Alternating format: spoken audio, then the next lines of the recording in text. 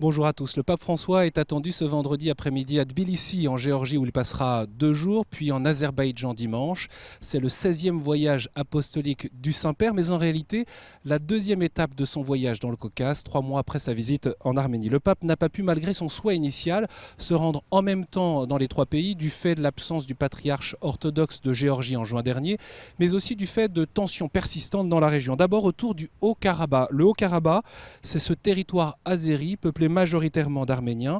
Depuis 1988, la guerre qui oppose l'Arménie et l'Azerbaïdjan du fait de ce territoire a fait 30 000 morts et des centaines de milliers de déplacés. Des violences ont encore eu lieu ces derniers mois. Ne pas faire la paix pour un morceau de terre est quelque chose d'obscur, c'est ce qu'avait lâché le pape François dans l'avion qu'il ramenait de Yerevan à Rome en juin dernier, alors qu'il venait d'encourager les jeunes à être des constructeurs de paix et non des architectes du statu quo. En Arménie, on se souvient que le pape avait prié et demandé à Dieu que la paix advienne au Haut-Karabakh.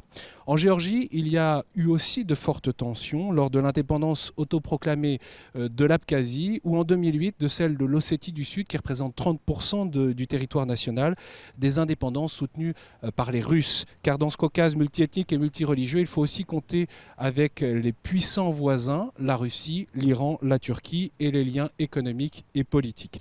Le Caucase, entre Europe et Asie, a toujours été un carrefour de religion et de culture avec de fortes identités, tourmentées au fil de l'histoire quand on pense aux invasions, aux conquêtes, et marquées au siècle dernier par le soviétisme qui a redécoupé les frontières et imposé athéisme et persécution religieuse. Alors que vient faire le pape François en Géorgie, pays à 80% orthodoxe, ou en Azerbaïdjan à 90% musulmans? Eh bien, après Jean-Paul II et Benoît XVI, qui ont plaidé après la chute de l'URSS pour le réveil de l'âme de ces peuples, pour la liberté religieuse, pour le respect du droit et de la souveraineté nationale, eh bien le pape François vient porter un message de paix et de réconciliation à toute la région.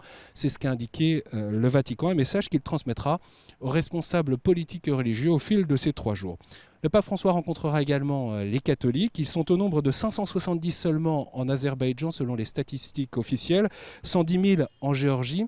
La première journée en Géorgie sera notamment marquée par la rencontre avec la communauté chaldéenne qui annonce aussi la venue de chrétiens de Syrie et d'Irak. Ils rappelleront la proximité de la guerre et du fanatisme islamique. Avec eux, le pape priera pour la paix. Ce sera bien sûr à suivre en direct sur KTO. Le premier rendez-vous, c'est à 15h heure locale pour l'arrivée du pape à Tbilissi. Il sera 13h à Paris. Vous pouvez retrouver l'ensemble du programme de ce voyage sur le site internet de KTO, www.ktotv.com.